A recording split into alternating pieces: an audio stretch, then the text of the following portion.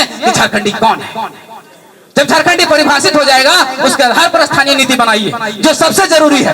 भारत के किसी भी राज्य में चला जाइए तो नौकरी देने के लिए दो सबसे पहले नीति की जरूरत पड़ता है, रोजगार देने के लिए दो नीति की जरूरत पड़ता है, एक स्थानीय नीति और दूसरा नियोजन नीति। और ये दो नीतियां आज 23 साल से झारखंड में नहीं बन पाया।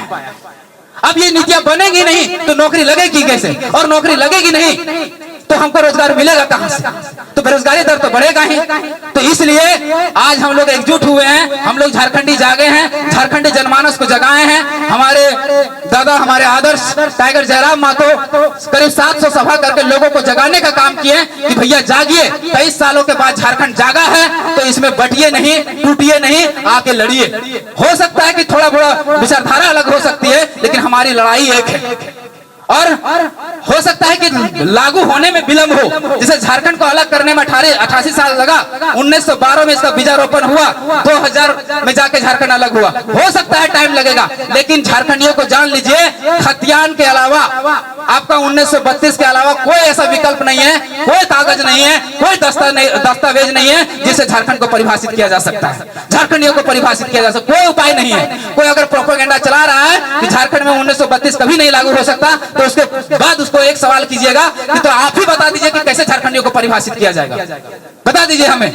कोई विकल्प नहीं है, एकमात्र विकल्प जो है वो खतियान है, खतियान है। हम ये नहीं करेंगे केवल 1932 ने, अभी भी हम कह रहे हैं, हम जो भी बातें करेंगे करेंगे कानूनी करेंगे, जो लागू हो सकता है वही बात करेंगे। कोई केवल कह देगा कि 1932 तो ये 1932 नहीं होगा।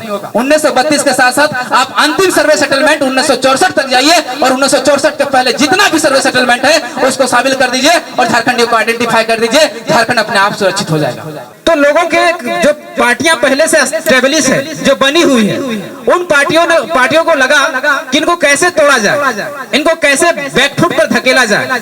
तो कोई प्रमाण नहीं था उनके पास, कोई उदाहरण नहीं था उनके पास कि इसको कैसे तोड़ा जाए, तो उन्होंने ये प्रोपेगेंडा चलाया। अब आप लोग यही सी बात से समझिए कि लड़ाई किन्हीं का है, नहीं है। दूसरी बात यह है कि अगर क्या 1932 अगर लागू होता है और झारखंडी अगर सुरक्षित होता है, झारखंडियों के लिए ब्रेकिंग लगता है, घोरना घोराता है, टाटी छड़ाता है, तो क्या केवल महतो जाति के बच्चों का लाभ होगा? क्या महतो जाति के बच्चों का लाभ होगा? आप खुल के बोलिएगा, नहीं ना होगा। जो यहाँ का है झारखंडी है, महतो हो, यादव हो, आदिवासी हो, मूलवासी हो, का है, उनके बच्चों का लाभ होगा। आज देखिए झारखंड में जितनी भी नौकरियां निकलती है, चाहे किसी भी चीज का नौकरी हो, चाहे जेपीएससी का हो, पीजीटी का हो, लैब असिस्टेंट का हो, इतनी भी नौकरियां निकलती है, उसमें 100 में से 90 नौकरियां बाहर के लोग लेके चले जाते हैं। 90, कभी 85, कभी 75, सब बाहर के लोग। तो बताइए वो जो 75 नौकरियां जो बाहर के लोग लेके गए, क्या केवल महतो जाति के लेके गए कि मुसलमान का भी हक मार के गए, आदिवासियों का हक मार के गए, मूलवासियों का हक मार के गए कि नहीं गए? गए कि नहीं गए? तो ये लड़ाई किसकी हुई? ये लड़ाई किसकी हुई? क्या ये लड़ाई महतो जाति की है? क्या एक समुदाय की है? अगर एक समुदाय की नहीं है तो हम सबको मिलकर लड़ना पड़ेगा। हमारा उद्देश्य है झारखंड का नवनिर्माण। नवनिर्माण में हम लोग उलगुलान 3.0 जब नारा दिए थे तो हम लोग कहे थे कि हम झारखंडियों का आर्थिक उन्नति करेंगे, सामाजिक उन्नति करेंगे और सांस्कृतिक उन्नति करेंगे। क्योंकि हमारा झारखंड जो मिला है, झारखंड ऐसे नहीं मिला है। हमारे मजबूरदार सबसे महान कलाकार अभी बैठे हुए हैं, अभी के युग के।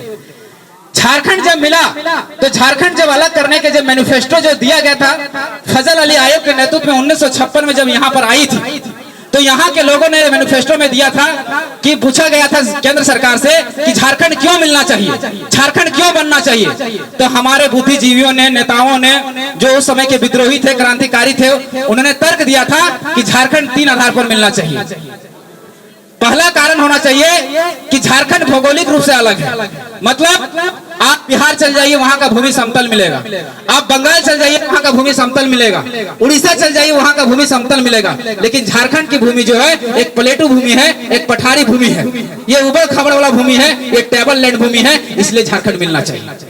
दूसरा बात कहा गया था कि झारखंड जो है इसलिए मिलना चाहिए कि झारखंड प्रशासनिक रूप से भी अलग है। जब हम बंगाल में थे, बिहार में तो छोड़ दीजिए, जब बंगाल में थे उस समय हमारे लिए एक अलग प्रशासन की व्यवस्था की गई थी। क्या? छोटा नागपुर दक्षिण पश्चिम सीमांत एजेंसी 1837 ईस्वी में बना। हमारे लिए एक अलग कानून बना, हम लोग के लिए, केवल यहाँ के टेबल लैंड भूमि के लिए, केवल छोटा नागपुर के लिए। फिर हम लोग को 1908 में हम लोग को रक्षा करने के लिए हमारा CNT जो है सुरक्षा कवच बना 1908 ईस्वी में। बिहार तो बना 1912 ईस्वी में। अगर हम अलग नहीं होते तो हमारे लिए अलग कानून क्यों बनाया जाता है? बंगाल चल जाइए, बंगाली बोलता है। उड़ीसा चल जाइए, उड़िया बोलता है। बिहार चल जाइए, मगही, भोजपुरी, मैथिली बोलता है। लेकिन झारखंड के लोग का भी अपना एक भाषा है, जिसमें संथाली है, मुंडारी है, कुड़ुक है, हो है, खड़िया है, कुड़माली है, खोरठा है, नागपुरी है, पंचपरगनिया है, भाषाएं हैं। इसलिए झारखंड मिलना चाहिए। और हमारे उसमें लोकगीत लिखे गए हैं। जब झारखंड आंदोलन की जुफेका जब चल रही थी, झारखंड आंदोलन चल रहा था, तो एक हमारे बहुत बड़े महान कलाकार है मधु मंसूरी जी। उन्होंने एक से एक गुलगुलान गीत लिखे नागपुरी में और साबित किया।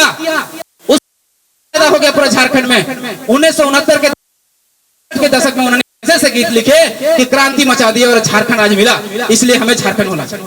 तो कैसे हुआ कि हम लोग सभी जातियों के लोग मिलकर लड़े, इसलिए झारखंड कुर्बानी देने के बाद झारखंड का कण कण माटी सब रक्त से लाल हो गया, तब जाके हमें झारखंड मिला। अब झारखंड तो मिल गया, इतना कारणों से झारखंड तो मिल गया, लेकिन झारखंड को मिला क्या? हाथ में कटोरा। झारखंड मिला, लेकिन चला कौन रहे हैं? बाहरी लोग, सचिव बाहरी लोग, विधायक सांसद बाहरी लोग। तो ये बदलाव, एक बात बताइए हमें, कि झारखंड का एक भी आदमी जो झारखंड से जाकर कहीं एक वार्ड सदस्य भी बना है तो उदाहरण दीजिए। लेकिन हम लोग कितने भोले भाले सरल लोग, चाहे किसी भी जाति विशेष का हो, झारखंड के माटी में जो पैदा लिया है उसके अंदर कूट कूट के ईमानदारी भरा हुआ है।